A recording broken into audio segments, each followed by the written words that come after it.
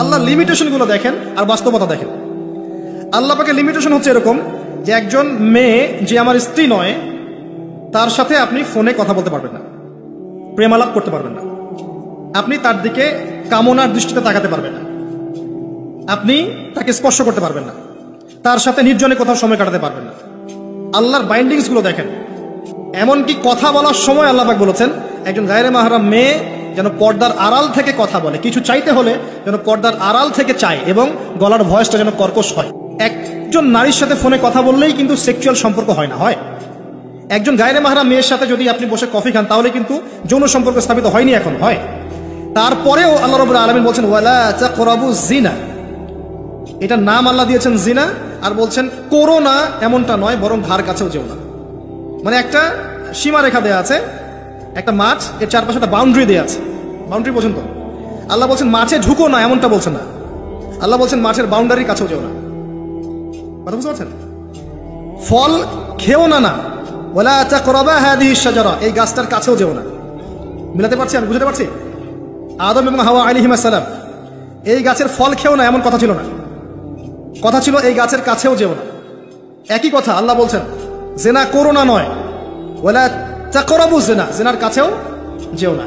এখন এটা হচ্ছে আল্লাহর নিষেধাজ্ঞার একটা বাইন্ডিংস, লস, একটা পিলার, একটা বাউন্ডারি।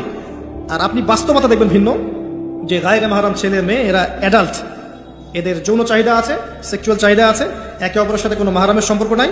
এরা পড়াশোনার নামেই হোক, চাকরি বাকরির নামেই হোক, ভ্যালেন্টাইন্সের নামেই হোক, যে কোনো নামে হোক, এরা একে অপরের সাথে মিলেমিশে একাকার। এরা কথা বলছে, কথা বলার পরে আরো কাছে যাচ্ছে, ভালোবাসার প্রণয় বিনিময় করছে, এক পর্যায়ে কফি খাচ্ছে, ডেটিংয়ে যাচ্ছে, ঘুরছে ফিরছে, এই করতে করতে করতে এক পর্যায়ে তারা হারাম জেনায় লিপ্ত হয়ে গেল, বিছানায় চলে গেল। এই সম্পর্কের পর দেখা যায় সম্পর্ক ব্রেকআপ, শেষ। এবং এই ঘটনাগুলোর নাম দিচ্ছি আমরা কাছে আসার গল্প। কার কাছে?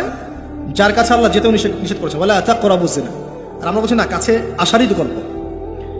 কাছে আসার গল্প হতে পারে মায়ের সাথে, মায়ের কাছে আসার গল্প হতে পারে, স্ত্রীর কাছে আসার গল্প হতে পারে, আমার সন্তানের কাছে আসার গল্প হতে পারে। কিয়ামতের মাঠে আমল নামা ছুঁড়ে দিবেন, ছুঁড়ে দিয়ে আমল নামায় ঘুরতে থাকবে, কারো ডান হাতে কারো বাম হাতে। যার হাতে আমল নামা আসুক না কেন, যে হাতে আসুক না কেন, আল্লাহ পাক সবাইকে একটা কথা বলবেন, ইকরা কিতাবাক, তুমি তোমার কিতাব পড়ো, কাফা বিনাফসিকা আল-ইয়াওমা আলাইকা হাসিবা, আজকে তুমি তোমার হিসাব নেওয়ার জন্য যথেষ্ট। আমরা সবাই একটা করে উপন্যাস লিখছি, আমরা সবাই একটা করে উপন্যাস লিখছি আমল নামার, আমাদের কাজের মধ্য দিয়ে। এর চেয়ে ভয়ঙ্কর বিষয়টা হচ্ছে এই উপন্যাসটা আপনাকে পড়তে বলা হবে সবার সামনে। আমার কথা বলে বোঝা যায় না? আমরা একটা গল্প লিখছি আমল নামায়, উপন্যাস লিখছি, যার একটা মোমেন্ট বাদ যাচ্ছে না। এই যে এখন আমরা বসে আছি, এটা আপনার উপন্যাস উঠে গেছে, আমল নামে উঠে গেছে।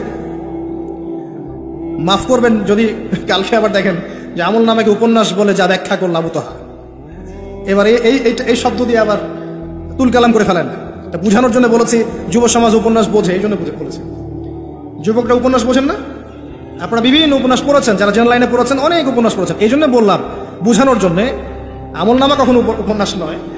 যে আপনি আর আমি একটা উপন্যাস লিখছি, নিজের গল্প নিজেই লিখছি, নিজের কাজের মধ্য দিয়ে নিজের উপন্যাস নিজেই লিখছি। এবং এটার মধ্যে সবচেয়ে ভয়ঙ্কর কথা হচ্ছে এইটা সবার সামনে আমাকে পড়ে শোনাতে হবে।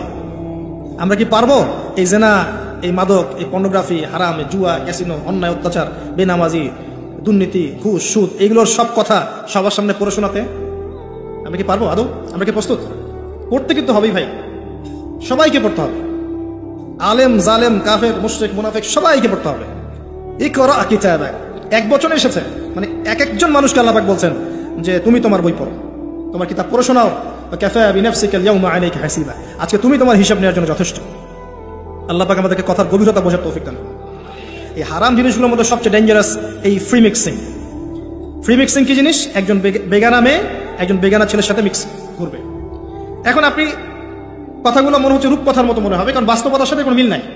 বাস্তবতায় আপনি গিয়ে দেখবেন যে স্কুলে পড়ছে মাশাআল্লাহ গায়রে মাহরাম ছেলে মেয়ে, এবং নাম দিচ্ছে না friends, just only friends, friends only, বন্ধু, ক্লাসমেট। কিন্তু এর বয়স মাশাআল্লাহ 16, এর বয়স 20, বা এর বয়স 15, এর বয়স 18। উভয়ের যৌন চাহিদা হয়েছে বালেগ এবং বালেগা। এই বয়সে আসার আরো 5-6 বছর আগে সে বালেগা হয়ে গেছে। এবং তারা কিন্তু আলাদা আলাদা সেকশনে পড়ছে না। এমন যদি হতো মেয়েদের আলাদা স্কুল, মেয়ে টিচার, মেয়েরা পড়ছে, কোনো সমস্যা নেই, টোটালি বৈধ এবং সুন্দর, ভালো সিস্টেম। ছেলেদের আলাদা স্কুল কলেজ, ছেলেরা আলাদা পড়ছে, আলাদা, কোনো সমস্যা নেই। সমস্যা কোথায়? যখন এক ছাদের নিচে আমি সবাইকে বসিয়ে দিয়েছি এবং এরা একে অপরের সাথে মিক্স করছে।